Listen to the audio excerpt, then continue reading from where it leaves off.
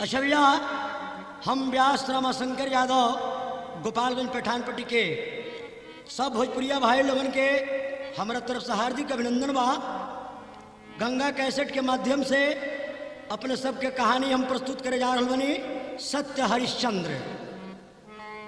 अच्छा भैया, अब कहानी पर ध्यान दें।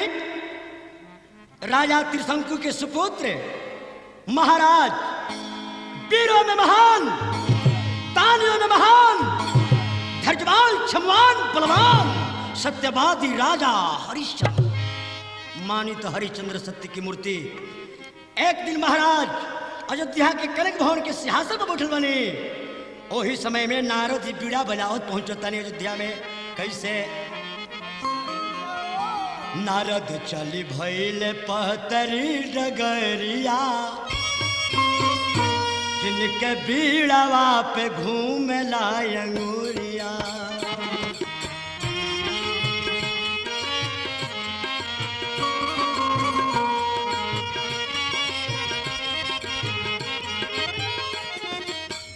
नारद चल भइल पतरी डगरिया, जिनके बीड़ावा पे घूम लायंगुरिया।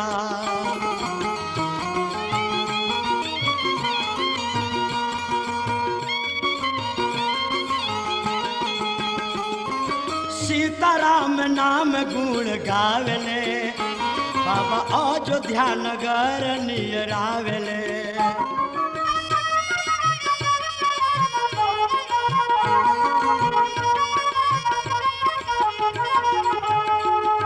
सीताराम नाम गुण गावले,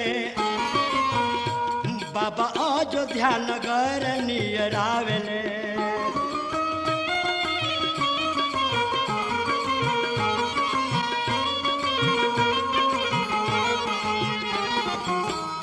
बाबा पहुँचल बाड़े राजा का दुआरिया, जिनके बीड़वा पे घूम लायंगुरिया।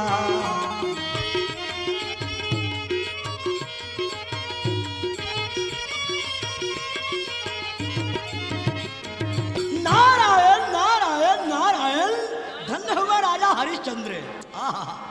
महाराज हरिश्चंद्र जी सिंहासन से उतर के साष्टांग दंडवत प्रणाम कईनी। गोड़ लगे बाबा। जय हो जय हो। नारद जी कहेगा आयुष्मान भवत राजा दिग्विजयी हो। महाराज हरिश्चंद्र जी के सिंहासन के बगले में चांदी की सिंहासन है। नारद जी के वही सिंहासन पर बैठा के राजा महाराज नारद जी के जो स्तुति सत्कार कईनी। तो नारद जी तो 2.5 मिनट रुकबे करी, वहां से फिर बीड़ा बजाओ नारद जी चल देने। कहा गई नी? हाँ, भ्रमण करते नारद बाबा इंद्रपुरी में गईले। हाँ, अब विश्वामित्र जी बैठल रहले, गुरु वशिष्ठो जी रहनिहा। सत्यवादी हरिश्चंद्र कह के बाबा बात बढ़ौनिहा। अयोध्या के मृत भूमि में राजा हरिश्चंद्र जैसा कोई दानी नहीं है, नहीं कोई होगा, नहीं कोई है। मानो तो हरिश्चंद्र सत्य की मूर्ति, दानियों में महान, राजाओं के सर के मुकुट में। सब देवता लोग की बात अच्छा लागल, लेकिन राज ऋषि विश्वामित्र जी उठ के खड़ा हो गए। कह रहे नारद, तू जेकर खालो कर गावेलो, हे देवलोक में एगो तुच्छ प्राणी के तू बड़ाई कर लो देवता लोग के सामने, लेकिन देखा प्रतिज्ञा होता, हमार शर्त होता। तल तला तल और रसातल, भुवन मसल राजा हरिश्चंद्र ऐसा लाखों हरिश्चंद्र के पताल में खिला दे। सुन के विश्वामित्र के बोली पहाड़ दलदल आ गई, बुझाता कि परले हो जाला। सब देवता लोग घबरा गई, वीरों की सिराहिली शेर शर्माने लगे। अच्छा भैया, हल्ला मच गया देवलोक में। महाराज विश्वामित्र जी कहने की प्रतिज्ञा होता, शर्त होता कि राजा हरिश्चंद्र के सत्य भ्रष्ट करें तो नाम विश्वामित्र। चल धले बाबा वजह से आधा रात के अयोध्या में पहुंच गए। आयावते राजा के कनक भवन पर स्वप्न के जाल माया के मंत्र पढ़ के महाराज हरिश्चंद्र जी सपना में लग गई। छल से मांगी राजपाट कि धन दौलत सब मंगल हाँ, 60 भार सुन मुद्रा बाबा, दक्षिणा में बाकी सुनो ले हाँ। अयोध्या की एक एक संपत्ति स्वप्न में दान लेहला के बाद महाराज विश्वामित्र जो दक्षिणा के प्राण प्रतिष्ठा 60 भार सोना बाकी लगा के चल गए। महाराज हरिश्चंद्र जी की आंख खुलल ठीक 3:30 बजे रात के। राजा जी के खोलल नयनवा हो 3:30 बजे रतिया।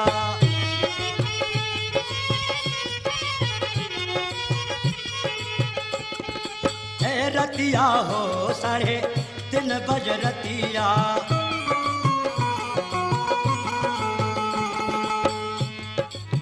ठीक 3:30 बजे खुलल नयनवा।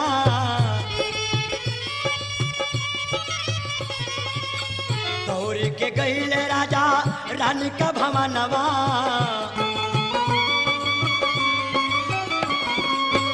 बैठल रानी का पंजरिया हो 3:30 बजे रतिया।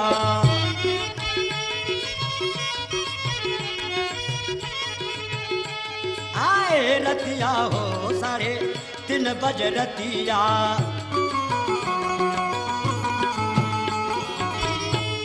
महाराज हरिश्चंद्र जी व्याकुल अवस्था में महारानी सभ्या का सैन्य कक्ष में चल गई। जहां महारानी पलंग पर सुत रही और जाके पलंग पर जैसे राजा बैठने तब तक महारानी सभ्या की आंख खुल गई। महाराज की जब देखली कि थर थर कांप रहल बने, कहली कि महाराज जो शरीर गुलाब के फूल की तरह खिले रहता राज मुरझा गई। बात कहा कि आंख से आंसू गिरता तो कहले कि सुनबू त सुनबू रानी हो,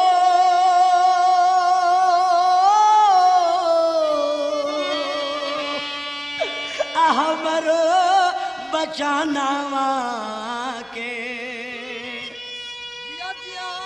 सुन रानी धरी कर ध्यान दी।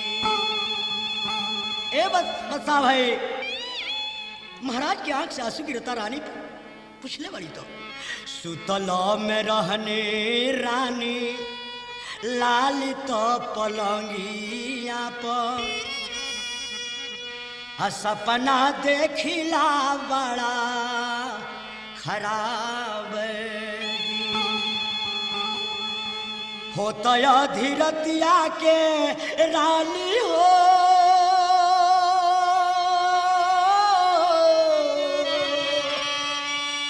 अब बाबा कहले से मांगिले हले राजधन पाटे। बोलले राजा यतने बोली लागल बा कलेजा में गोली। बोलल राजा यतने बोली हो,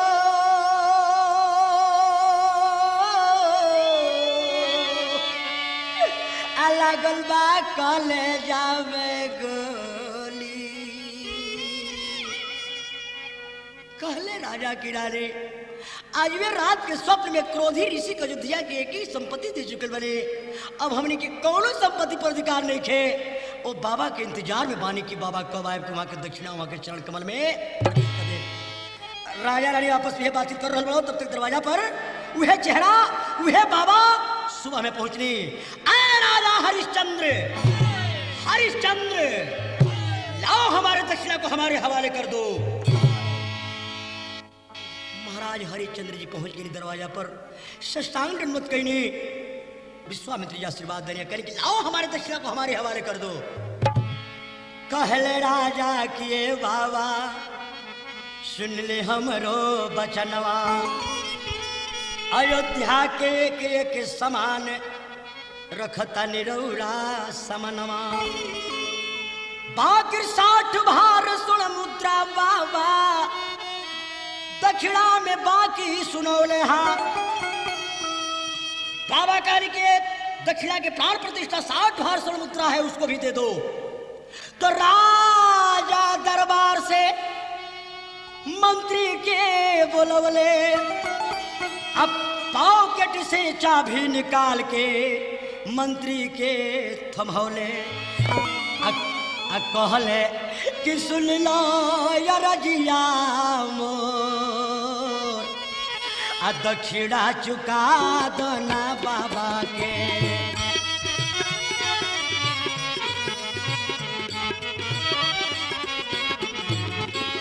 सुन लो या रजिया मोर, दक्षिणा चुका दो ना बाबा के।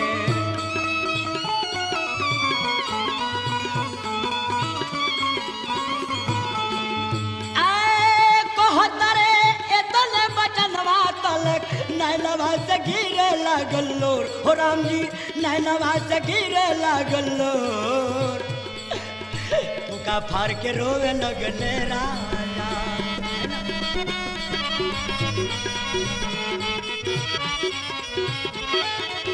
नैनवा से गिरे लागल लोर, पुका फाड़ के रोवे लगले राजा।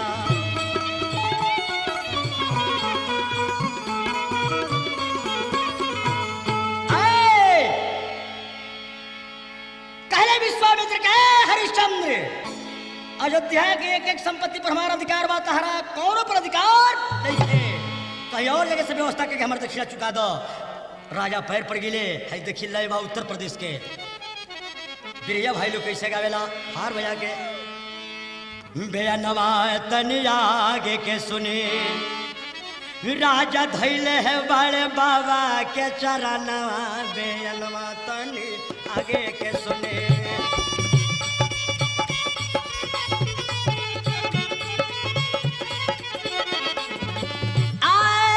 आगे के सुनी हो मोरे रामा, बेयनवा तनी आगे के सुने।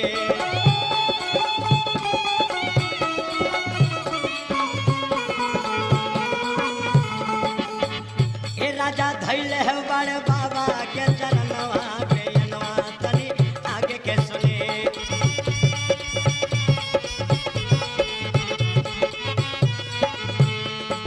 कहले राजा सुनिए मुनि जी रउआ मत घबराए बाबा।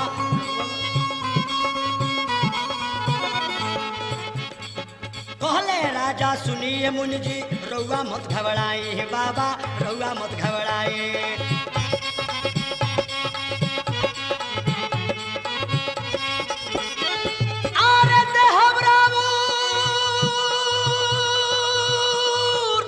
दक्षिणा कहीं से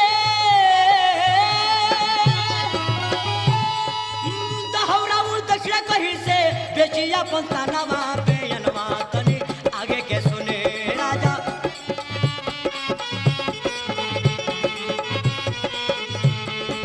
हे राजा धैल हो बाड़े मोने के चरानवा हो, बेयनवा तनी आगे के सुने।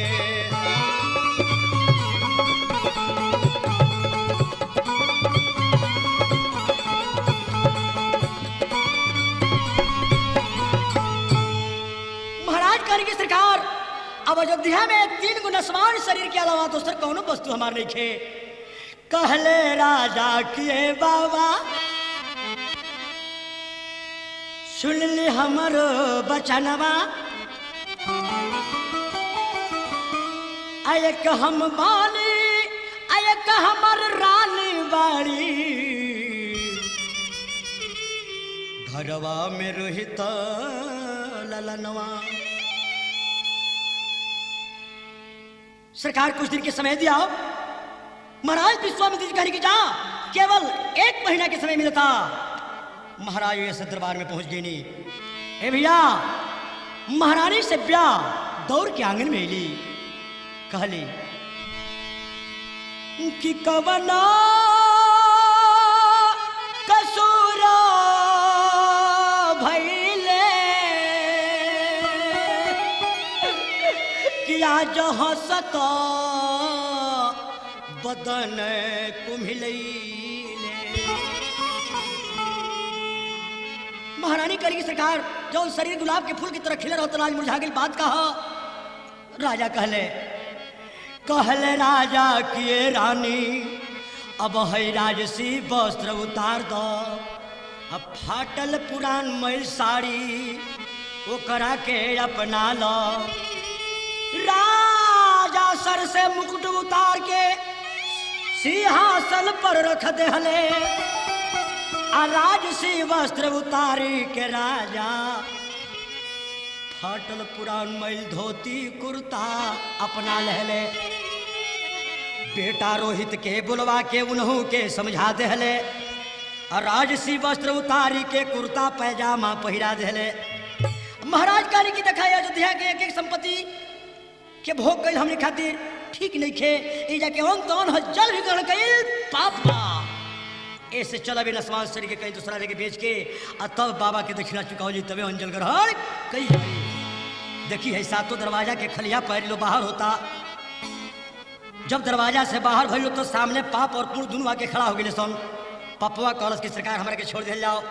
महाराज कहने की भागते भागते कौन जरूरत नहीं खे धर्म करे के हम लोग को छोड़ दी। राजा कहले की तरह कना छोड़े। देखी है सुकुमार बदन कोमल अंग। रानी का पैर में कंकड़ चुहता कांटा चुहता खून के बौछार हो रहल बा। महाराज के धोती के कोर पकड़ के बेहोश हो जाता रे। काहे कि महाराज कहलर निकेश नसमान शरीर के ओ धरती पर बेचे के बा कि जो धरती है धरती पर नहीं के भगवान शंकर का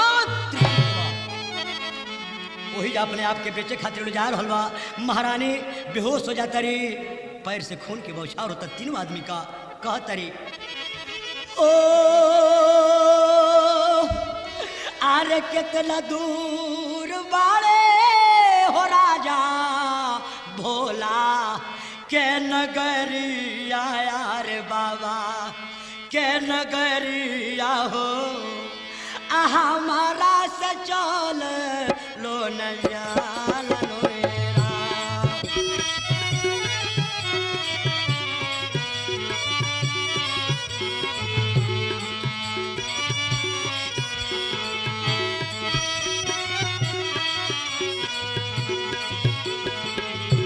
ओ सत्य के करनवा हो कजलो राजा बाट धानावा यार राजा बाट धानावा हो। हमारा से चल लो न जाल लोएरा।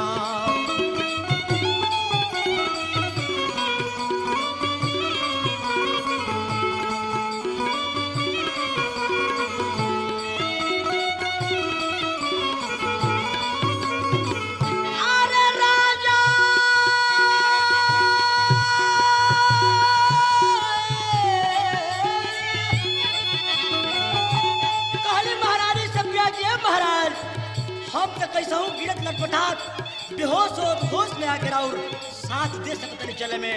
लेकिन बेटा रोहितास दूसरे के चले जात बड़ी कम उम्र में कर। ओ बारे तो बरिसा के बाटे बबुआ के उमरिया यार दुलहरू के उमरिया हो। इनहू से चल लो न जाल लोएरा।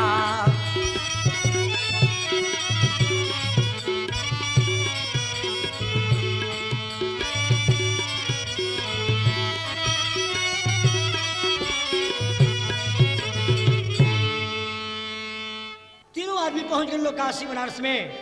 और काशी में भगवान शंकर के दर्शन करके तीनों मूर्ति अब अपने आप के बेचे खातिर तलाशे लागल की कोई दास खरीदी। महारानी सभ्या कहती कोई दासी खरीदी तो बड़ा उपकार हुई। बच्चा रोहितास भी अपना तोतली भाषा में बोल रहा है कोई दास खरीदी तो बड़ा उपकार हुई।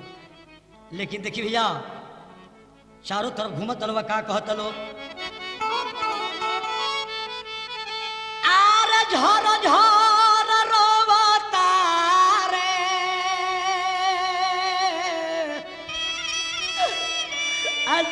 नीरो ढारता रे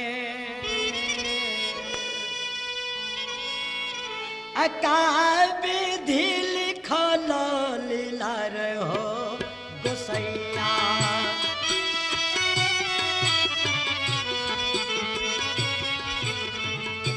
का विधि लिखल लीला रे हो गोसैया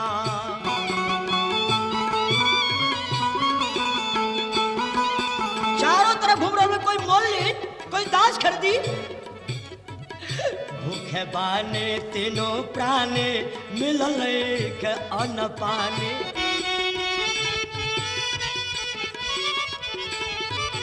और भूखे बान तीनों प्राणी हो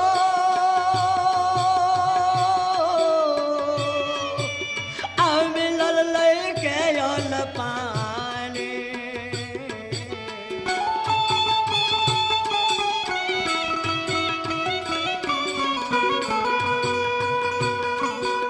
अरे कहे ऐसन रचल विधान हो गोसैया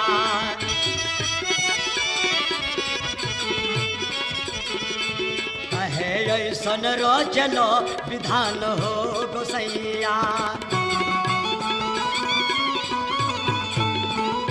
राजा बोले इहे बोले केहू नहीं खेले तो मोले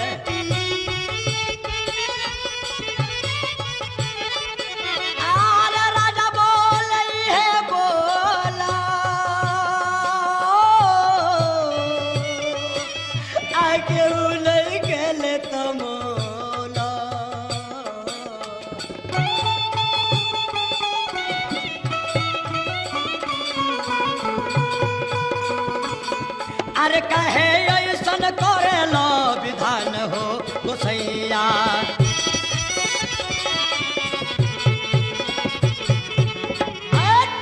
चारों तरफ घूम रहे कोई मोल नहीं कोई दास खरीदी कोई दासी खरीदी लेकिन भैया देखिए मात्र 1 रोज और समय रहे महीना पूजे में तब तक वही काशी में एक पंडित महाराज के पंडित जी के नारी कहली के पंडित जी कैसे एगो नौकरानी की व्यवस्था करी पुरनिया हो गई रहली वो पंडित जी के गो नौकर रहे नाम रहे बटुक नौकरवा सुनले रहे कि काशी के बाजार में दासी बिकायल बिया वो कहलस के महाराज जी चली बाजार में दासी बिकायल बिया खरीद लिया जाओ पंडित जी पैसा रुपया लेके चल देनी जहाँ दासी रूपी सभ्या जी खड़ा रहली नीचे तक घूंघट बा आहा दुबली पतली हो गई बड़ी बाबा पहुँचने भीड़ हटावत आ कहने क्या दासी अपन मोल बताओ तो कहली कि सरकार एगो हमार शर्त बा पहले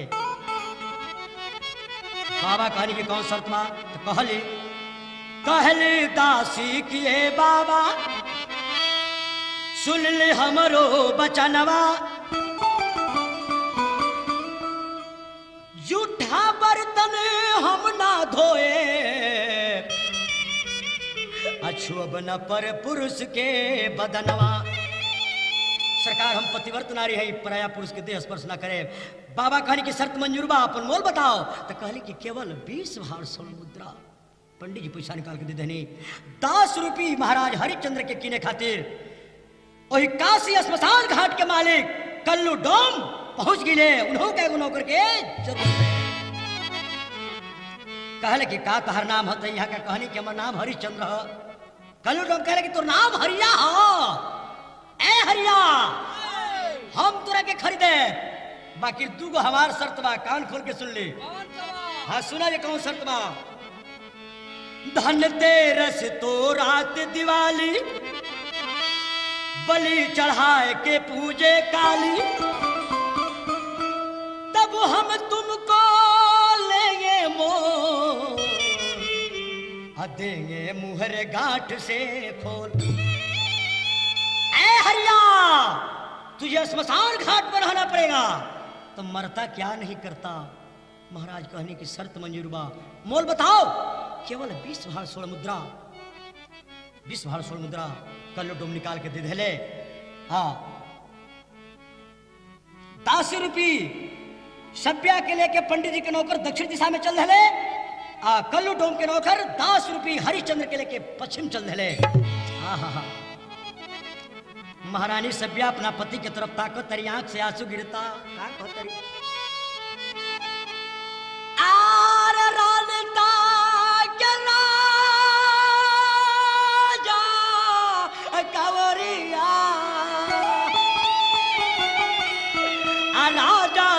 देखो रानी कावरिया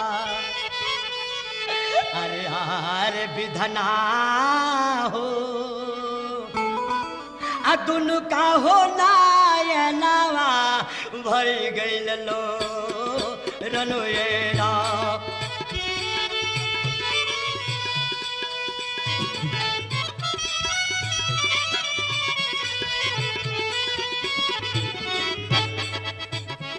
रानिका के राजा का बोरिया राजा देखस रानी का बोरिया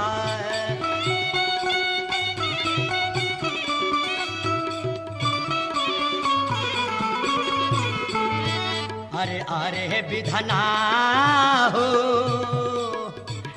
विपत्ति हो या भागिन केहू के न छोड़ लिए राम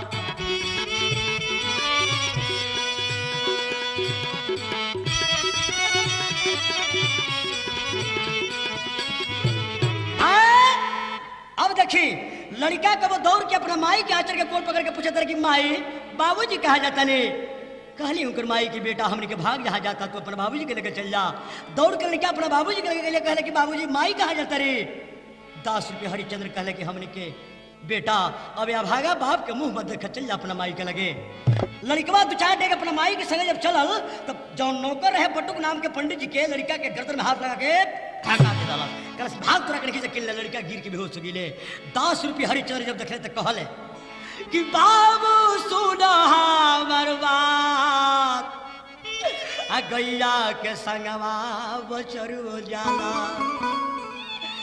एक रो के ले जा तू साथ बाबू अरे ले जा तू साथ आ लड़कवो के कीमत कुछ चुका दो बाबू आये करो के ले जई हसात काहे की गैया के संगवा बछरू जाला बाबा के माया लागल कहने की बेटा अपन मोल बताओ तो कहले कि 20 बार स्वर्ण मुद्रा पैसा निकाल के दे देले अब देखी कल्लू डोम के दरवाजा पर 10 रुपये राजा हरिचंद्र जी रहे लगले 2-4 दिन जब रहले तो एक दिन कल्लू डोम कहले कि ए हरिया ये लाठी ले लो और ये कंबल ले लो और पगड़ी बांध लो सर पे कफन की चले जाओ बस स्मशान घाट में वहां कोई भी मुर्दा जलाने के लिए आवे 2.25 रुपया नहीं तो कफन लेकर के मुर्दा जलाने देना दाढ़ी बढ़ल बा हाथ में लाठी कंधा पर कम्बल स्मशान घाट में पहुंच गए जहां हजारों मुर्दा लोग जलावता केहू जलावता केहू जलावे के लिए होता वो स्मशान घाट में हौंकनी डांकनी भूत प्रेत पिशाच अपन नृत्य कला दिखा रहल बड़े केहू लाश चलावता केहू जलावे के लिए होता आधा लाश चलल बा वो लकड़ी पर से खींच के दूसर लाश चलावल जाता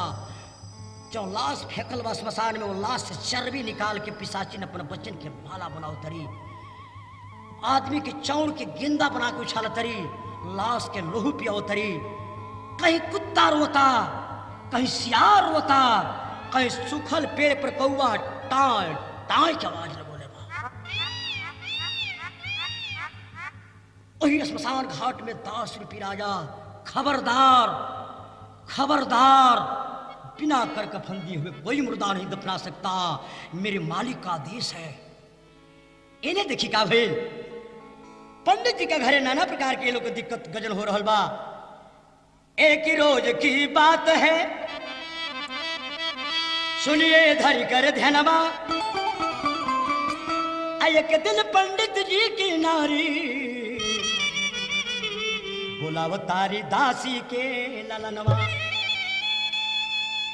और रोहितास बच्चा के बुला के कल बच्चा है फूलडाली ले ले चल जो फुलवारी में से अच्छा अच्छा फूल लोड़ के ले आओ मैं शरीर उघारे बहु बच्चा के आहा सुकुआर बदल कोमल अंग काला हो गई बड़े कमर में एक 1.5 हाथ की बिहटी बाजों देहात में लोग कहेला फूलडाली ले ले चल धले कैसे अरे हाथ फूल डलिया रे लिहले बबुआ धैल रा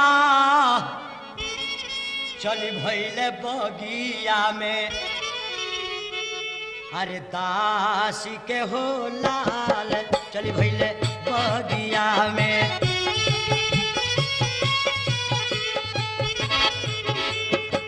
दासी के हो लाल चली भैले बगिया में।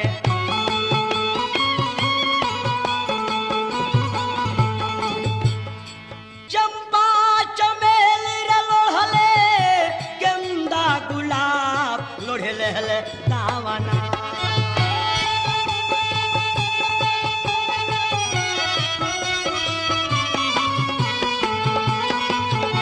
मरुआवा भलू हो लाल लोढ़ले हले दावना।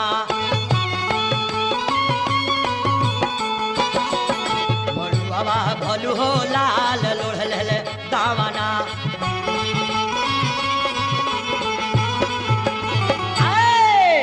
विश्वामित्र सोचले कि अच्छा मौका मिल भाई बदला फेर ले। वरुदेव के आदेश के लिए विश्वामित्र कहले कि हे वरुदेव काला नाग बन जा, अड़हुल के पेड़ का नीचे पहुंच जा, जहां पत्ता गिर वही में जाके छुप जा।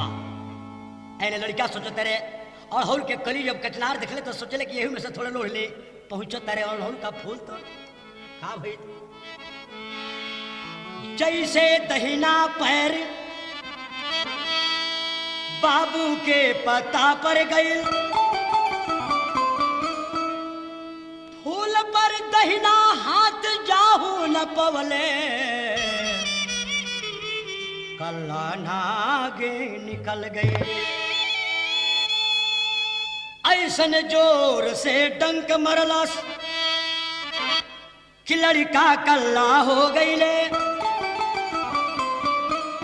गिर गईले बबुआ बगिया में, माई माई पुकार कैले। लड़का जब गिरले तो माई शब्द उच्चारण के लिए कहे कि कोनो संतान खातिर माई बड़ा प्यारा होले, अब माई खातिर संतान होले। कहले कि माँ मुझे अपने आंचल में छुपा ले, गले से लगा ले कि और मेरा कोई नहीं।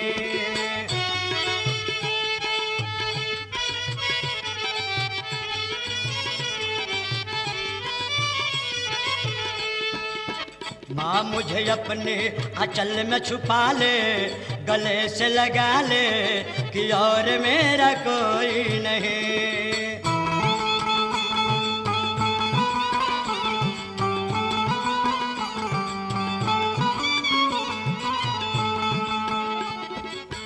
गोद में तेरी कब तक पला हूँ, अंगुल पकड़ कर माँ तेरा चला हूँ।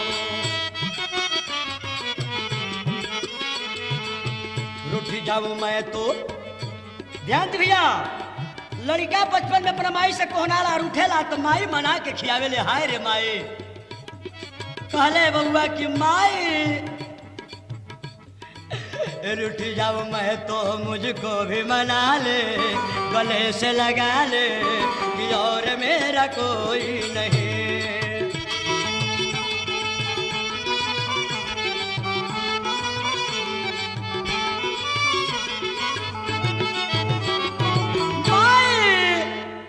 अरे भूखिया हो लगला पर माई मनवा परी हो जाली, प्यास लागला पर तिरिया पर लिया।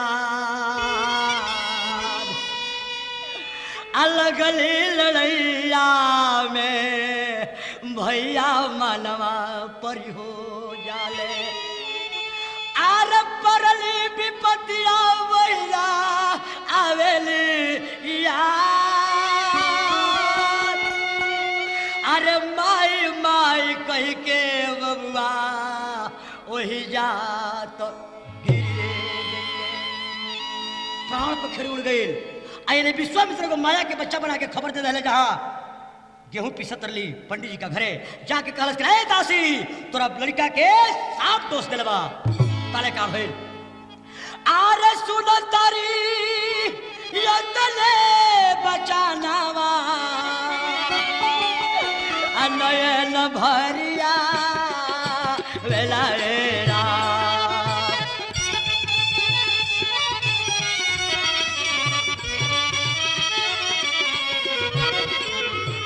ए भैया जे गोई रहे ओकरा से कहत रे अरे का मोरा भइले लाला नवा का मोरा भइले लाला नवा बचनवा उचा रेलिए राम।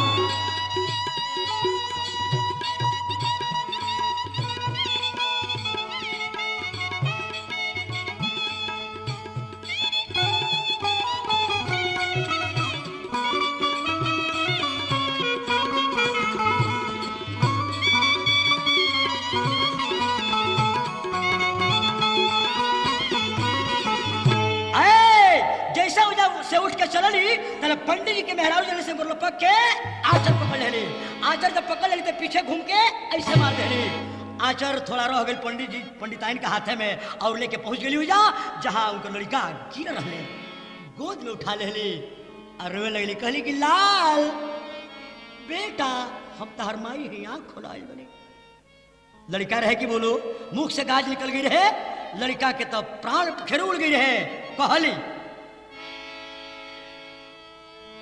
कि केकर का बिगड़ने रामा अलुटल मोर लाला नावा।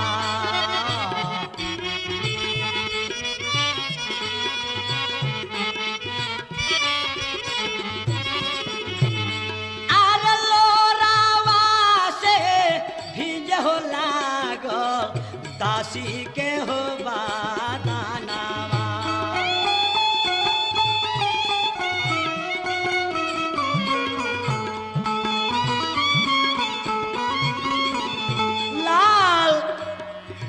घरवा से चलनी ये बबुआ तीनों एक हो सांगावा।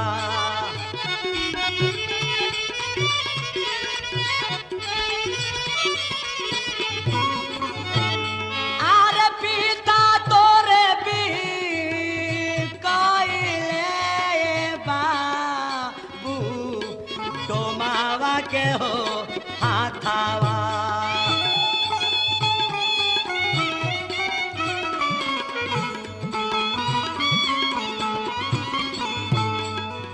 हम तुम कहनी ये बाबू पंडित जी का हो घरावा।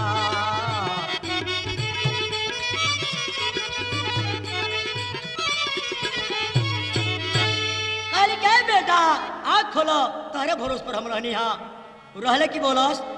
अचरवा में से फाड़ के लड़कवा के लपेट ले लिए गोद में उठा के चल दे वही स्मशान में जहाँ 10 रुपये हरिचंद्र जी खबरदार खबरदार खबरदार पहुंच गई। विलाप करता कहत तरी मेरे राजा मेरे लाल तुझको ढूंढूं मैं कहाँ मेरे लाल। ओ ये स्मशान घाट पे पहुंच गई। वो स्मशान घटिया में एगो पीपल के पेड़ रहे में चौतरा बांधा रहे और पीपलवा का पेड़वा में लोग घंट वगैरह टांगे वही चौतरवा पर लड़कवा के सुता देली। कब आगे जास कब पीछे जास कब आगे जास कब पीछे जास सोचस की प्राण गवा दी। 10 रुपये हरिचंद्र जी जब सुन ले तो कहले हाय पहुंच गिले। अब पहुंच के कहले दासी तन ही बेची दासी कहवावा मरत स्वामी आयस बिनु पावा करुण अधर्म सोच जिय माहे प्रयाधीन सपने सुख नाहे। 10 रुपये जब महाराज के बोली सुन ली तो पीछे मुड़ के तकली कहली कि राजा कहले कि हाँ कहली कि सरकार और बेटा रोहितास उनके सर्व दोष दिलवा हमरा और रानी हमर नाम सब ब्याह तले कहले कि खबरदार हमरा केहू रानी नहीं खे हम केहू के नहीं हमरा केहू पा। त कहली आंख से आंसू गिरे लगल। कहले कि बिना कर कफन देले मुर्दा रखे दफनाव के। कहले दास की रे दासी सुन ले बात हमारी अब बिना कर कफन देले दफनैहा मत तू। कहले कि सुनो एया के नियम बा, 100 रुपया अनाथ ए लड़का के तोपे खातिर कुछ वस्त्र चाहे, 100 गज यही में से फाड़ के दे दो। कहली कि सरकार हुआ कठोर बोल बने, ए भैया कहले कि दे दो। दास का कहला पर दासी, साड़ी पर एक बार हाथ बढ़ौली, दूजे बार बढ़ाऊ न पौली, ब्रह्मलोक हिलौली। अरे पर्वत पर शिव जी के डमरू ठोका गईले, बैल पर सवार हो के शंकर जी आ गईले, बैल पर सवार हो के भोला जी आ गईले। ए धन धन हो राजा इज्जत रह गईले, राम राम कही के बबुआ रोहित जी जाग गईले। जाके अपना माई का चरण में लपटा गईले,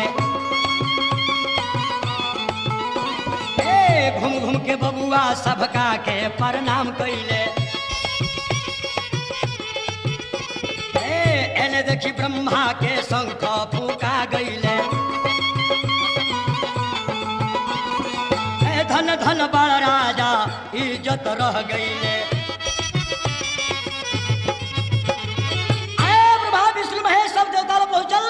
फूल के बरसा होखे लागल, आशीर्वाद दे हलो, राम राम कही के बबुआ रोहितास जी जागिले, आ जाके अपना माई के पैर में लपटा गिले।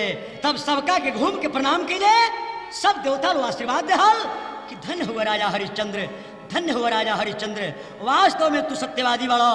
देखिए जाएगो दोहा बा जौना पर कहानी आधारित बा। बेच देह दारा सुवन हो दास एक मंद,